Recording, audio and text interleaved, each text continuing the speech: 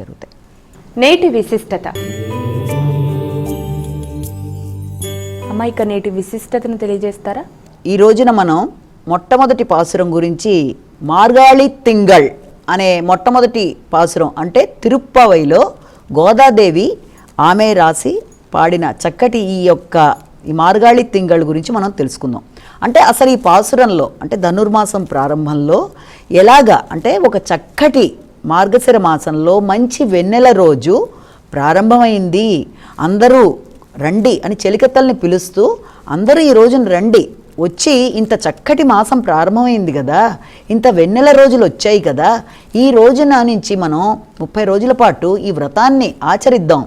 ఆచరించే విధానంలో ఎప్పుడు చేయాలి, ఎక్కడ చేయాలి, ఎవరు చెయ్యాలి, ఏమి చెయ్యాలి, ఏమి చేస్తే ఏ రకమైన ఫలితం లభిస్తుంది అన్న విషయాల గురించి ఆవిడ చక్కగా దాంట్లో ఆవిడ పాసురం రూపంలో ఇక్కడ మనకి చెప్పడం జరిగిందనమాట.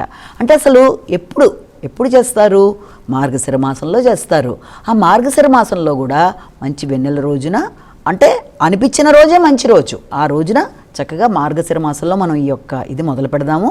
అలాగే చక్కగా 30 రోజుల పాటు ఈ వ్రతాన్ని మనం ఆచరిద్దాము అన్నది ఆవిడ చెప్పదలుచుకున్న సందేశం అనమాట మొట్టమొదట. అలాగే ఎప్పుడు చేస్తున్నారు అన్నదానికి మనకి సమాధానం వచ్చింది. ఎక్కడ చేస్తారు? అది బడిలో, గుడిలో, దేవాలయంలో, మన మదిలో ఎక్కడైనా సరే చక్కగా భగవంతుడికి సంబంధించి మనం చెయ్యాలి. దాంతోపాటుగా ఎవరు చెయ్యాలి? అందరూ చేయొచ్చు. ఎవరు చేస్తారంటే ఎవరికైతే మనసా వాచ కర్మేణ భగవంతుడిని పూర్తిగా నమ్మి భగవంతుడి మీద అభిమానంతో అంటే భగవంతుడి యొక్క కటాక్షంతోనే మనందరం ముందుకు వెళ్ళగలుగుతున్నాము, భగవంతుడే మనని నడిపిస్తున్న ఇది అన్న భావన కలిగిన వ్యక్తులు.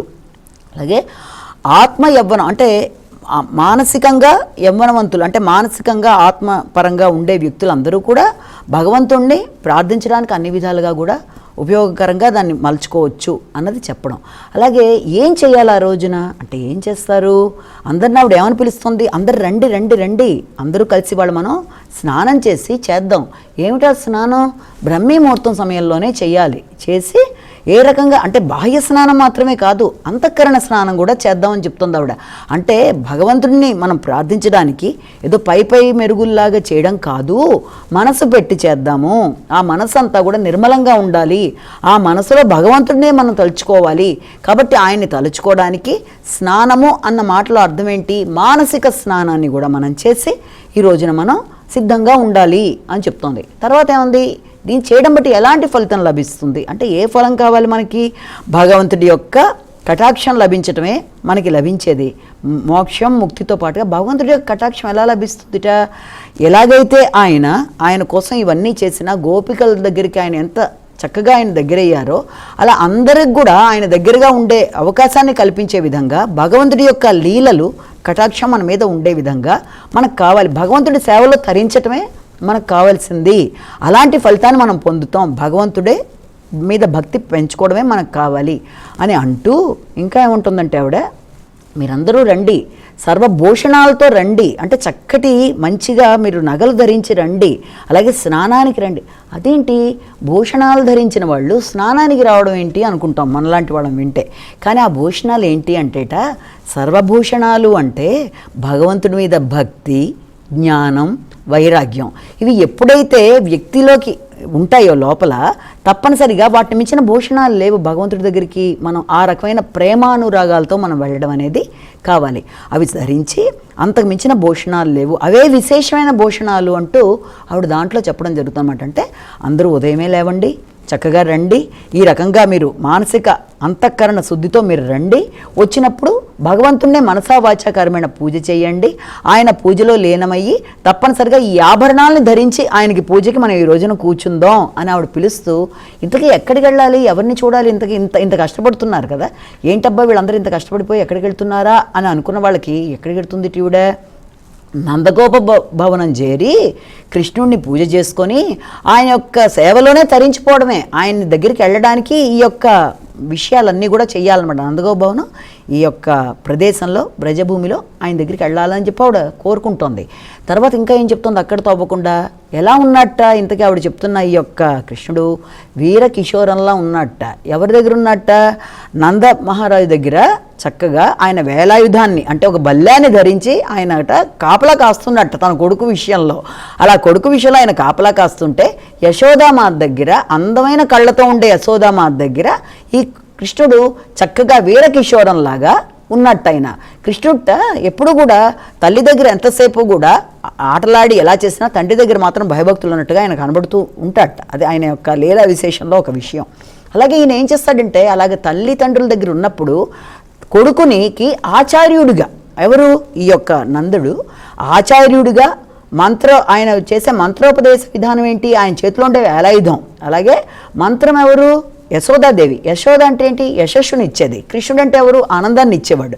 సో ఆనందకరమైన కృష్ణుడిని మనం పొందాలంటే ఏం చేయాలంటే తప్పనిసరిగా ఈ యొక్క ఆచార్యుడి యొక్క మంత్ర విధానం ద్వారా కృష్ణుణ్ణి పొందగలిగి చక్కగా ఆయన ఆరాధించడమే వాళ్ళు మనం చేయవలసిన ముఖ్యమైన కార్యక్రమం అంటూ ఆవిడ చెప్తూ, అక్కడితో కాకుండా ఇంకా ఏం చెప్పింది, ఆయన అందాన్ని ఎలా వర్ణిస్తున్నారు, ఆయన ఎలా ఉన్నట్ట కృష్ణుడు అందరు గోపికల్లాగా చేరి గోపవంతులందరూ ఎలా వర్ణిస్తున్నారంటే నీలమేఘ వర్ణంలాగా, చాలా అందంగా నీలమేఘ వర్ణంలా ఉన్నట్టు ఆయన. అలాగే తామర పువ్వుల్లాంటి కళ్ళతో, ఎర్రని కళ్ళతో, చాలా అందమైన కళ్ళు. కృష్ణుడిని వర్ణించేటప్పుడే మనం చూస్తాం, విష్ణు సహస్రనామంలో కూడా చెప్తూ ఉంటారు తామర పువ్వుల్లాంటి కళ్ళు పోలినవాడు అని చెప్పి. అందమైన కళ్ళుండి అలాగే ఆయన శరీరం మీద ఒకేసారి సూర్యచంద్రులు ఇద్దరు మొహంలో కనబడుతున్నారట. అదేంటబ్బా, ఎక్కడన్నా సూర్యచంద్రులు ఇద్దరు ఒకేలా ఎక్కడన్నా కనబడతారా అంటే, సూర్యుడు దేనికి?